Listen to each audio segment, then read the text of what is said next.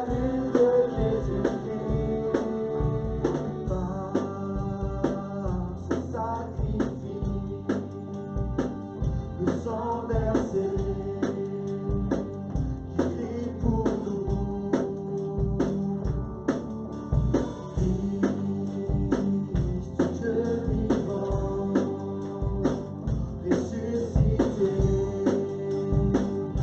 que sur nous,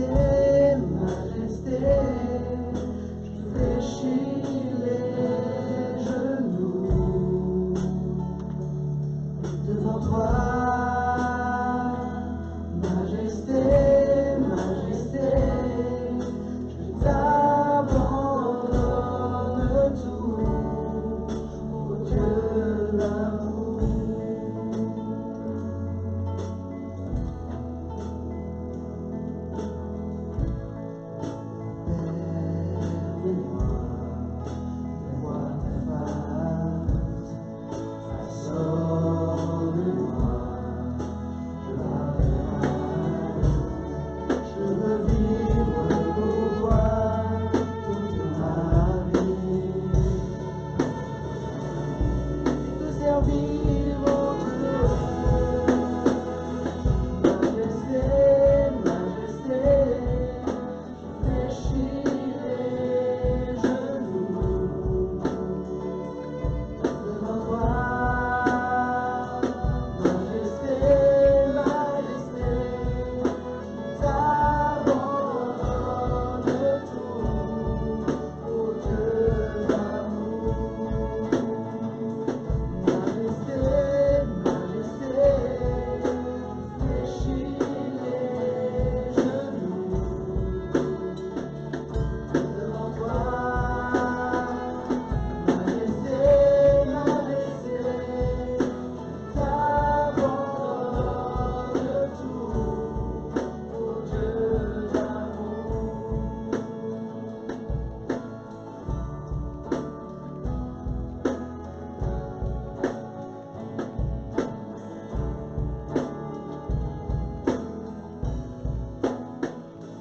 Majesté, majesté, je fléchis les genoux devant toi. Majesté, majesté, je t'abandonne tout, ô Dieu d'amour. Je t'abandonne tout, ô Dieu d'amour.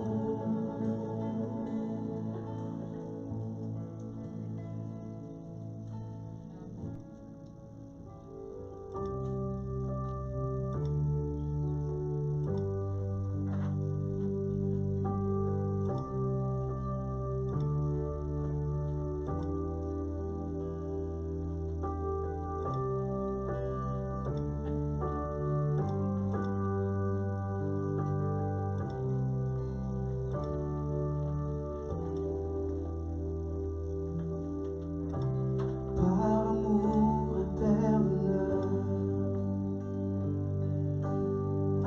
car l'amour n'avait qu'une voix. Par amour le ciel pleura,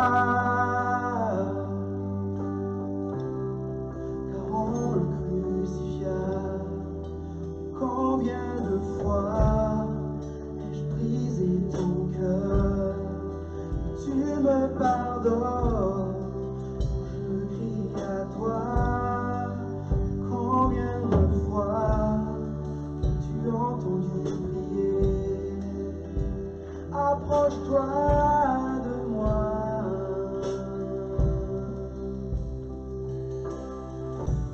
Tout ce dont j'ai besoin, c'est toi, mon commencement, mon infini. Tout ce dont j'ai besoin, c'est toi.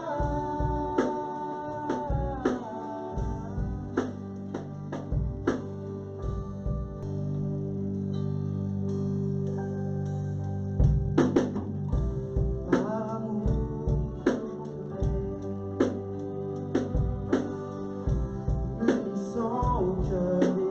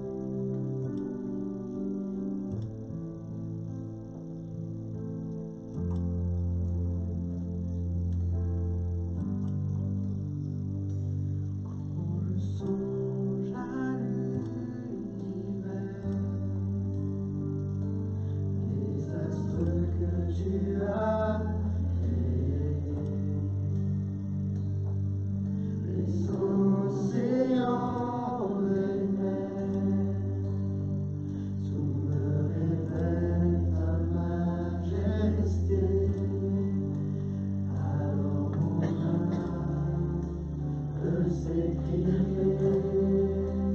de tout mon cœur. Je veux chanter pour te tuer, infiniment grand, éternel puissant, roi majestueux, pour Dieu tu es, infiniment grand, éternel puissant.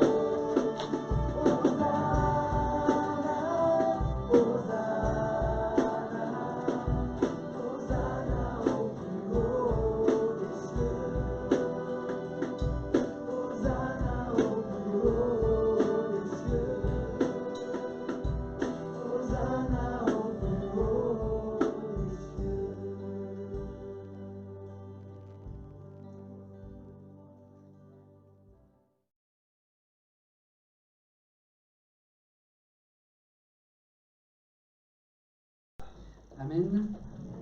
L'œuvre de notre Seigneur est merveilleuse. Hein. Il nous donne un manteau, là où nous n'avons pas grand-chose à lui offrir. Lui nous fait le don de sa grâce, il nous fait le don de son salut, de sa bénédiction, et ça c'est précieux. En pensant à ce chant que nous venons de prendre ensemble, Hosanna, je repensais peut-être vous aussi à ce passage des Écritures. Jésus rentre dans Jérusalem, la foule l'acclame, Hosanna, Hosanna, et ce n'est pas assez pour cette foule que de chanter Hosanna, que de dire Hosanna. Alors ils jettent leur manteau devant les pas de Jésus, il est monté sur le petit d'une ânesse, ils, avec des palmiers, font des honneurs, lui accordent toute la révérence, toute la gloire qui lui est due, ils le chantent, et nous voulons être de cela ce matin encore. Seigneur, nous voulons chanter Hosanna, nous voulons t'accueillir, nous voulons te glorifier pour ce temps et pour l'éternité. Amen. Pour ceux qui étaient avec nous mardi soir, nous avons parlé de la part que Dieu veut nous donner. J'aimerais qu'on puisse prolonger un peu cette pensée, cette prédication. Avant de le faire, peut-être vous pouvez aller dans le psaume, le livre des psaumes, au chapitre 16, trouver les versets qui vont nous retenir ce matin, mais pendant que vous cherchez, faire un peu le résumé pour que ceux qui n'étaient pas là puissent raccrocher les wagons, faire le résumé de ce que nous avons dit mardi. Nous avons commencé par parler de Marie qui avait choisi la bonne part. Elle était au pied du Maître, elle était au pied de Jésus-Christ, et c'était quelque chose de précieux pour elle. Elle ne voulait pas être ailleurs, elle ne voulait pas d'autres places, d'autres endroits. Et je crois qu'il y a quelque chose de bon pour nous, quelque chose que nous voulons pour nos vies ce matin encore, choisir la bonne part, être au contact de notre Sauveur, être tout près de notre Jésus, et nous voulons penser à cela, nous voulons redire cela à notre Sauveur ce matin. On veut se tenir tout près de toi. Nous avons parlé également de la part excellente qui était réservée à Saül. Il va être roi du peuple tout entier, et pour marquer cette place, cette part que Dieu lui réserve, le prophète va demander au cuisinier de mettre à part l'excellent, la bonne part, le bon morceau pour Saül. Et je crois, nous l'avons dit mardi soir, que Dieu veut faire ainsi pour nous aussi. Il a en réserve pour nous une part excellente, quelque chose de merveilleux. Nous avons dit qu'il était de notre responsabilité de veiller à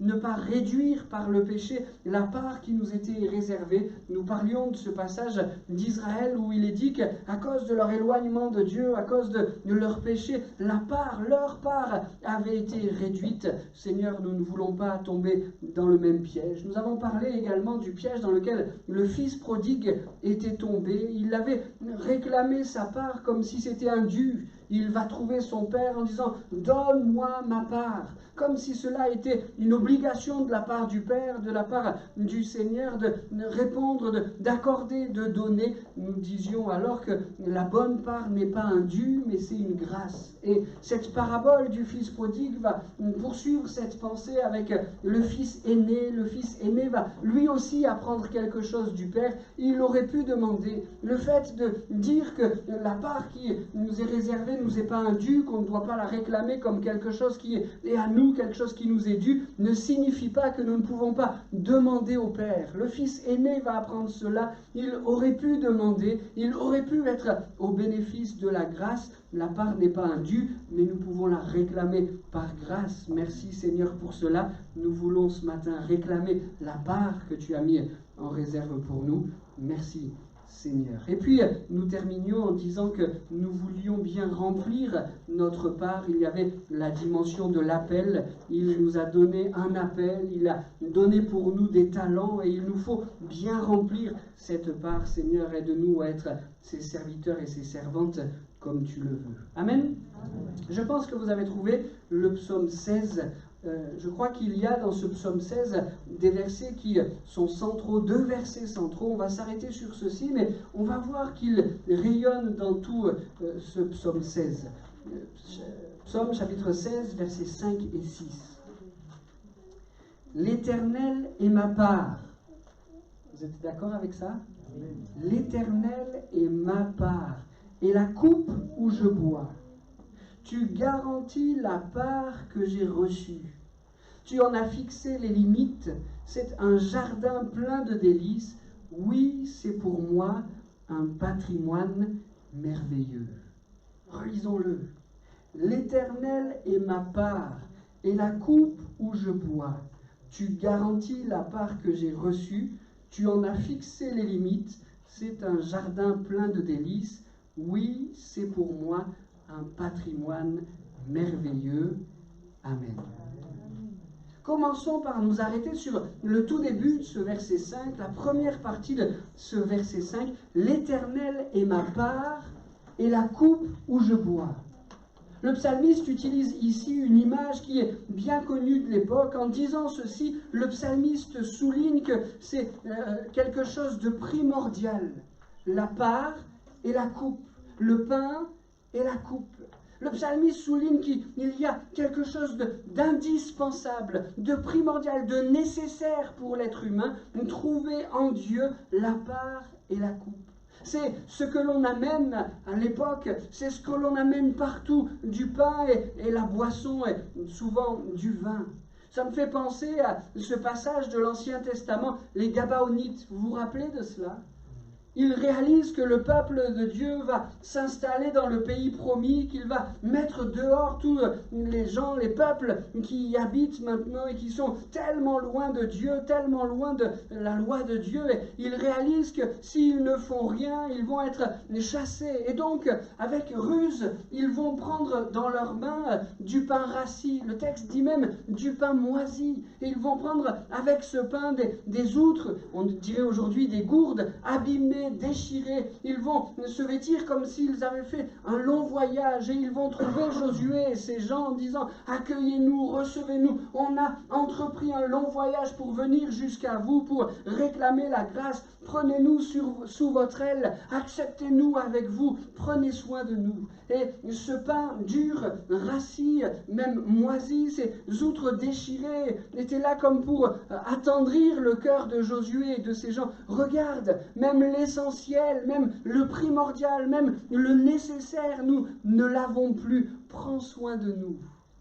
Et quand le psalmiste dit ici « L'Éternel est ma part et la coupe où je bois », le psalmiste dit « L'Éternel est mon tout. C'est mon primordial.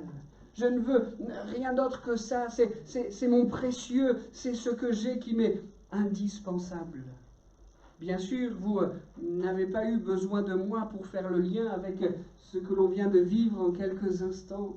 Le pain et le vin. Il est ma part. Il est mon tout, il est mon primordial. Il a offert sa vie sur la croix pour que je sois pardonné, pour que je sois enfant de Dieu. Dieu est notre primordial, notre essentiel, notre indispensable. Jésus l'est, emmenons-le partout. Qu'il soit avec nous. Comme à l'époque, partout où l'on allait, dès qu'on partait pour un voyage un peu long, on prenait sa part, on prenait sa boisson. Emmenons Christ, emmenons notre Seigneur partout où nous allons, emmenons-le dans chacune de nos décisions. Et s'il y a des endroits où l'on n'est pas à l'aise de l'emmener, c'est peut-être qu'il ne nous faut pas y aller. S'il y a des endroits où la présence du Seigneur, là, nous dit « mais je ne me sens pas bien, je me sens dérangé », c'est peut-être qu'il ne faut pas y aller. D'ailleurs, dans ce même psaume 16, au verset 3 et 4, le psalmiste dit « Je suis plein d'affection pour tous ceux qui sont saints dans le pays, ce sont ceux qui sont vraiment grands. » Mais tous ceux qui s'empressent après un autre Dieu ne font qu'augmenter leur tourment. Je ne prendrai pas part à leur sanglante libation, le nom de ces idoles ne passera pas sur mes lèvres. Le psalmiste David ne voulait pas amener son primordial auprès des idoles. Il ne voulait pas amener son Dieu auprès des idoles. Il ne voulait pas. D'ailleurs, dans ce qu'il dit là, l'image elle est belle. Je ne prendrai pas part à leur libation. Est-ce que vous savez ce que c'est qu'une libation ?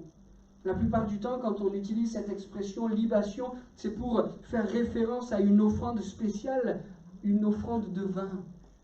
David est en train de dire « ma part, mon bien, ce qui m'est précieux, ce qui est mon primordial, ma part et mon vin, je ne veux pas le répandre pour les idoles, je ne veux pas l'offrir à un autre Dieu. C'est ma part, c'est mon précieux, c'est ce qui m'est primordial et je ne veux pas le consacrer à autre chose, à quelqu'un d'autre qu'à mon Dieu. » David dit, voilà comment on reconnaît ceux qui sont vraiment grands. Merci Seigneur pour la part que tu nous as donnée. Tu es notre part. Nous voulons t'avoir à chaque instant avec nous, dans chacune de nos décisions. Nous voulons t'emporter partout où nous sommes. Vis en nous, établis-toi en nous. Et nous ne voulons pas, Seigneur, dans certains endroits que nous irions, essayer de te mettre en sourdine, essayer de faire les choses malgré tout. Nous ne voulons pas verser notre part auprès des idoles.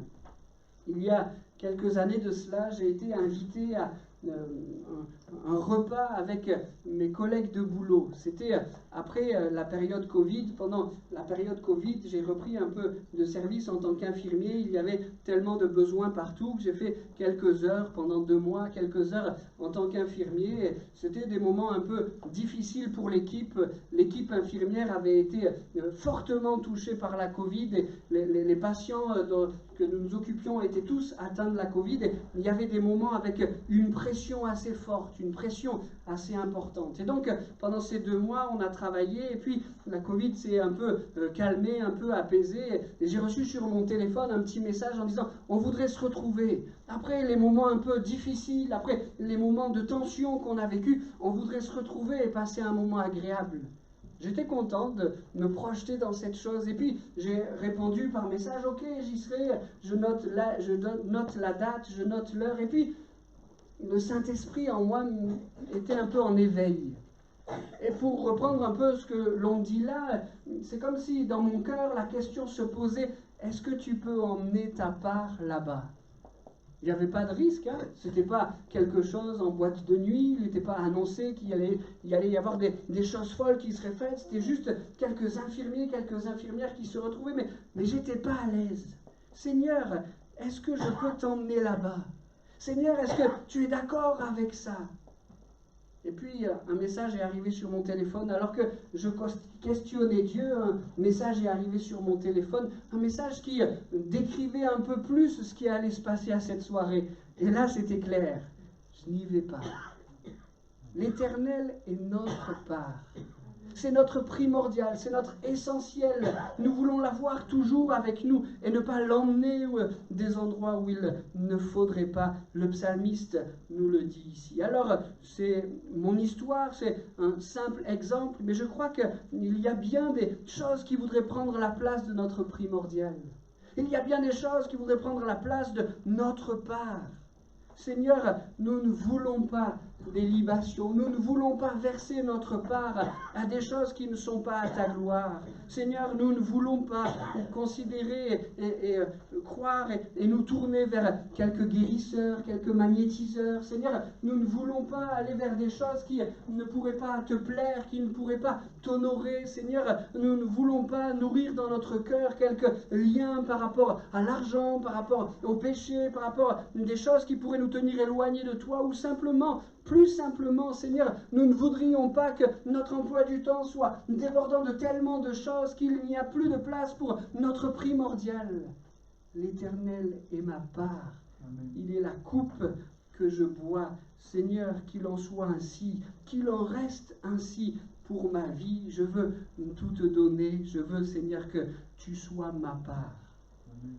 La deuxième partie de ce verset 5 nous dit « Tu garantis la part que j'ai reçue. » Éternel, tu garantis la part que j'ai reçue. J'aimerais dire que Jésus-Christ est la garantie de ce qu'il nous donne. La garantie de notre salut. La version seconde utilise un autre mot, ce n'est pas garantie, mais c'est assurance. Tu assures mon lot. C'est lui qui nous permet de saisir cette part. C'est lui qui nous permet de la vivre. Sans lui, pas de part. Sans lui, pas de part excellente. Sans son amour, pas de grâce. Sans la croix, pas de pardon. Sans sa résurrection miraculeuse, pas de nouvelle naissance pour nous. Sans sa victoire, pas de transformation pour nos vies. Il est la garantie de notre part. C'est ce que nous avons reçu, tout ce que nous avons reçu, c'est lui qui nous l'a donné. Il garantit notre part. Merci Seigneur pour cela. Cette garantie, cette assurance qu'il nous donne, c'est, pour prendre un terme professionnel dans le sens de l'assurance, c'est une garantie, c'est une assurance tout risque. Il nous assure notre part contre tout. Vous connaissez ce passage de Romains 8 qui nous dit « Ni la mort, ni la vie, ni les anges, ni les dominations, ni le présent, ni l'avenir, ni les puissances, ni ce qui est en haut, ni ce qui est en bas, ni aucune autre créature. Rien ne me séparera de l'amour de Dieu manifesté en Jésus-Christ notre Sauveur. » Amen. Il nous assure notre part. Et ce primordial, cet essentiel qu'il nous donne, Jésus-Christ en est l'assurance. Rien ne pourra nous l'ôter, rien ne pourra nous l'enlever. Il y a dans le cœur du chrétien une assurance forte. Je suis enfant de Dieu, je suis sauvé. Si Christ revient aujourd'hui, si Christ revient demain, il m'emmène avec lui une assurance. Christ est cette assurance. Merci, merci Seigneur pour cela. Et si Christ est notre assurance, je voudrais dire, c'est peut-être me porter à faire sourire, mais c'est pourtant tellement important et tellement précieux, ne déchirons pas le contrat. Il est notre assurance, il nous assure le ciel, il est notre garantie vers le ciel, son œuvre à la croix. Par son œuvre à la croix, il a tout accompli pour que nous soyons sauvés, mais ne déchirons pas le contrat. S'il faut parler de cette assurance qui nous donne la vie, l'assurance du croyant, il nous faut aussi parler de ce texte, j'aurais pu en citer d'autres, d'Hébreux chapitre 10, verset 38, « Et mon juste vivra par la foi, mais s'il se retire, mon âme ne prend pas plaisir en lui. Nous ne sommes pas de ceux qui se retirent pour se perdre, mais de ceux qui ont la foi pour sauver leur âme. » Amen. Christ est notre part, il est la garantie de notre part, il nous donne l'assurance de notre part, mais ne déchirons pas le contrat. Seigneur, je ne veux pas me retirer de ta grâce, je ne veux pas me retirer de ton œuvre, je veux marcher dans tes voies, je ne veux pas me perdre, mais travailler par la foi pour sauver mon âme. Tu as tout accompli pour que cela soit possible. Amen. Dans ce même verset, dans ce même chapitre, cette fois au verset 7, il y a aussi quelque chose qui est de l'ordre de ce Jésus qui garantit notre part. Celui qui garantit, celui qui assure, c'est celui qui s'engage, c'est celui qui marche avec, c'est celui qui accompagne. En tout cas, nos assurances devraient être comme ça. On marche ensemble et s'il y a un pépin, s'il y a une difficulté, on est là, on intervient, on agit. Et Christ est celui-là, je le disais au verset 7, « Oui, je veux bénir l'Éternel qui me conseille. Et même dans la nuit, je suis instruit dans mon être intérieur. » Amen. Il est notre assurance. Il garantit notre part. Il est ce Dieu qui est avec nous à chaque instant. Il est ce Dieu qui nous conseille et qui même dans la nuit nous enseigne. Merci Seigneur, parce que tu es avec nous. Merci parce que cette part, celle que tu nous donnes, celle que tu nous promets, celle que nous vivons déjà ici-bas, merci parce que pour cette part, tu nous la donnes et tu marches avec nous sur le chemin. Tu nous garantis des délices par tes conseils, par ton enseignement, par ton Saint-Esprit. Tu nous donnes toutes ces choses. Oui, tu es notre garantie, tu es notre assurance.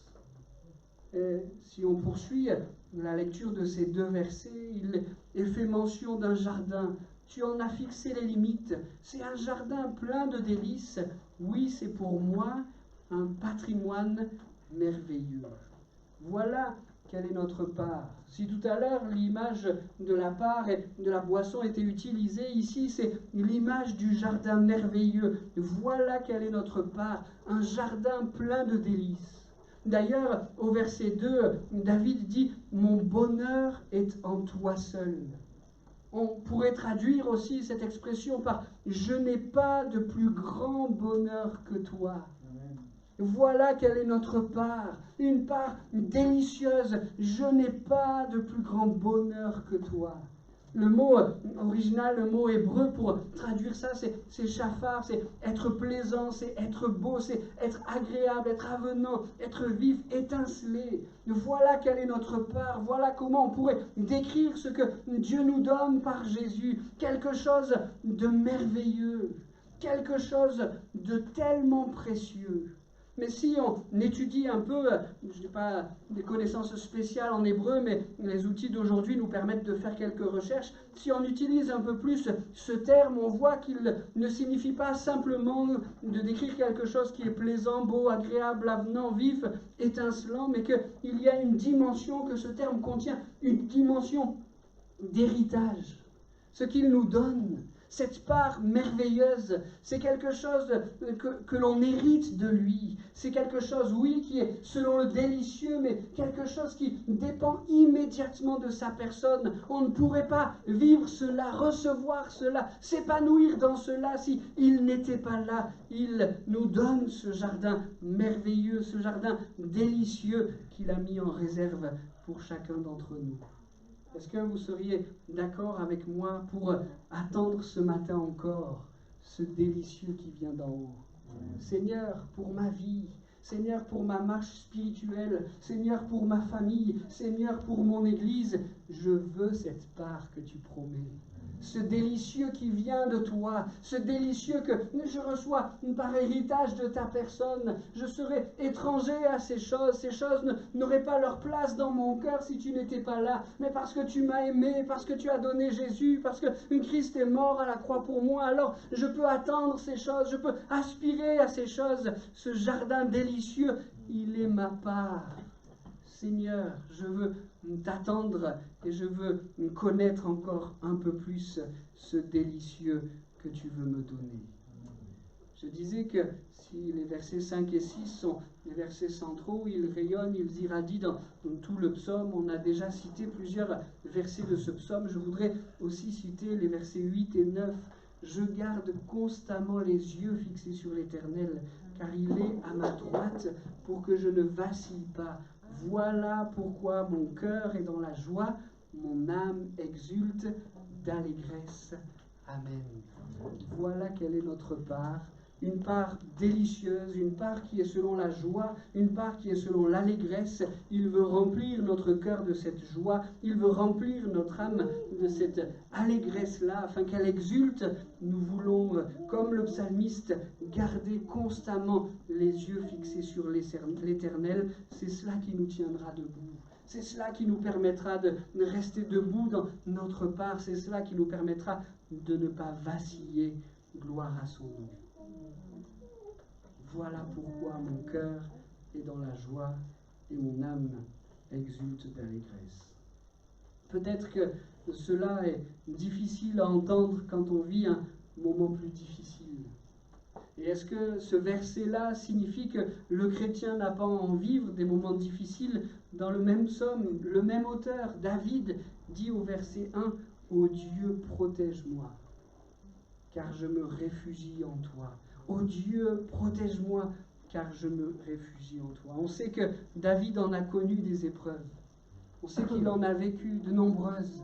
J'aurais pu en citer plusieurs, mais j'ai voulu retenir celle-là. On la trouve dans le premier livre de Samuel.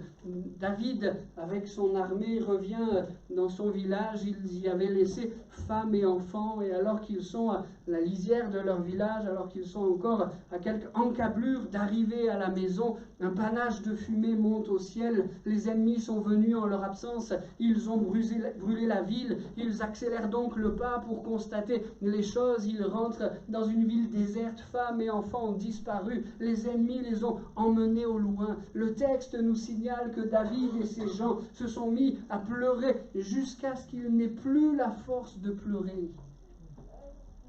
Où est la joie dans le cœur et l'âme qui exulte dans ces moments-là? Est-ce que ça signifie qu'il n'y a plus d'épreuves? Ils ont pleuré jusqu'à ne plus avoir la force de pleurer. Mais que nous dit la suite de 1 Samuel? David reprit courage en s'appuyant sur l'Éternel. Il nous confirme ce qu'il nous dit dans ce verset 16. Protège-moi car je me réfugie en toi. Tu es mon refuge.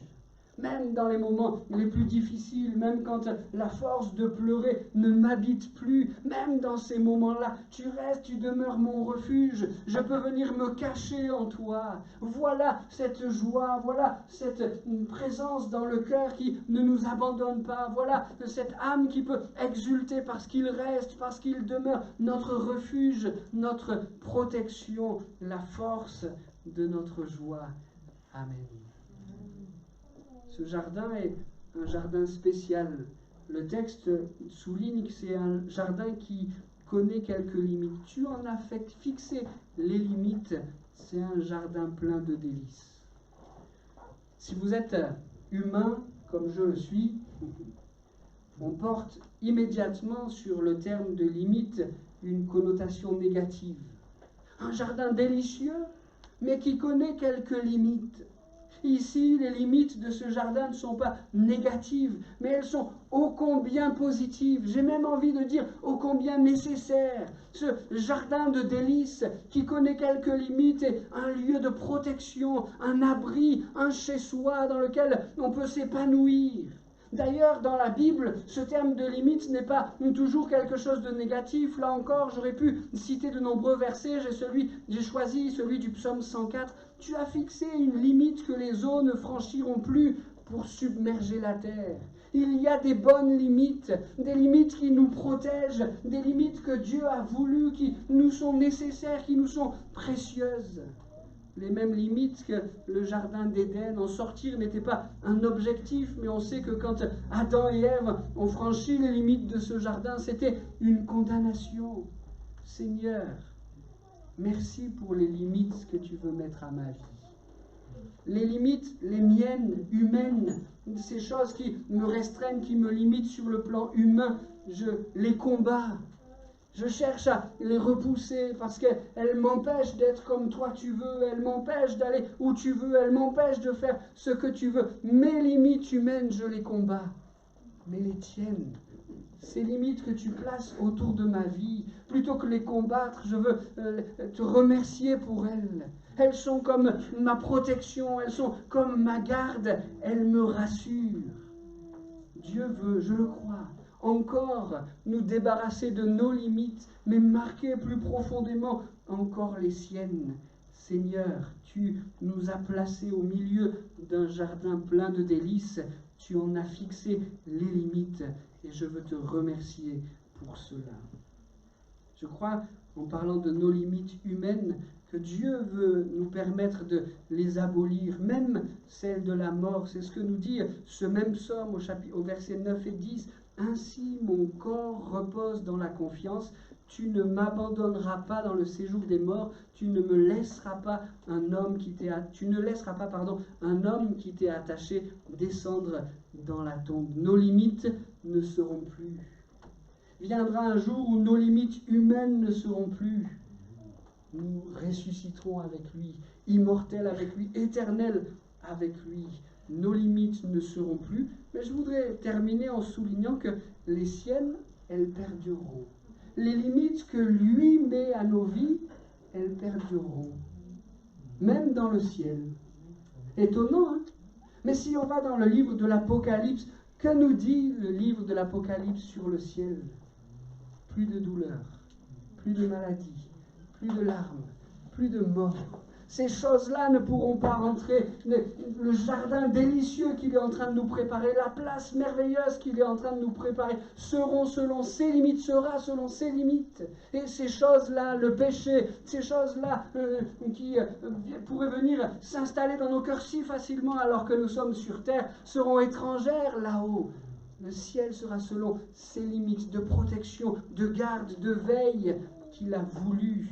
Merci Seigneur, parce que c'est là encore un objet de grâce. Merci Seigneur pour la part que tu as pour nous. Tu es notre part et nous voulons te rendre grâce pour ça. Et devant toutes les grâces que nous avons soulignées, toutes les grâces que nous avons mentionnées, je crois que nous pouvons dire avec David le verset 11, et on aura alors survolé chaque verset de ce chapitre 16, « Tu me feras connaître le chemin de la vie, plénitude de joie en ta présence, délices éternelles auprès de toi. Amen. Voilà quelle est notre part. Dieu veut nous faire connaître le chemin de la vie. Il veut nous faire connaître les plénitudes de sa joie en sa présence et les délices éternelles que nous pouvons trouver auprès de lui. Amen.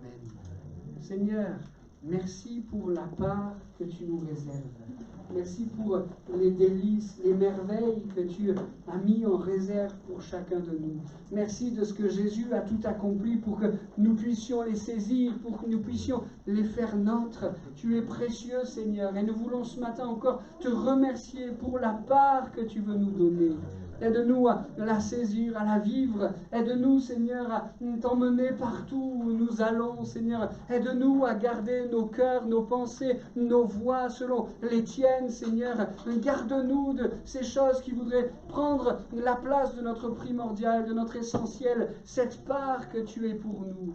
Seigneur, merci pour cette œuvre merveilleuse, ce jardin délicieux dans lequel tu nous as placés, dans lequel tu veux nous garder. Merci pour les limites tellement bénies que tu as mis à ce jardin, pour notre protection, pour notre épanouissement. Merci, Seigneur, de nous aider à venir combattre nos limites et aide-nous chaque jour à accepter, à reconnaître que les tiennes, celles que tu mets sur nos vies, sont tellement précieuses pour nous. Merci de ce que tu es ce Dieu qui nous accompagne. Merci de ce que tu es notre garantie, notre assurance. Merci de ce que tu tiens notre main. Merci de ce que nous pouvons, Seigneur, avoir cette assurance du ciel. Un jour, nos yeux te verront. Nous le croyons et cela réjouit nos cœurs, Seigneur. Aide-nous à marcher à tes côtés. Aide-nous, Seigneur, à tenir ta main bien serrée dans la nôtre, Seigneur. Nous ne voulons pas être de ceux qui se retirent, mais jusqu'au bout, nous voulons marcher avec toi, allant avec toi de victoire en victoire. Tu es notre assurance, tu es notre garantie, tu es celui qui nous enseigne, tu es celui qui nous donne le Saint-Esprit, tu es celui qui guide chacun de nos pas. Voilà quelle est notre part. Et pour tout cela, Seigneur, nous voulons ce matin encore te remercier. Amen.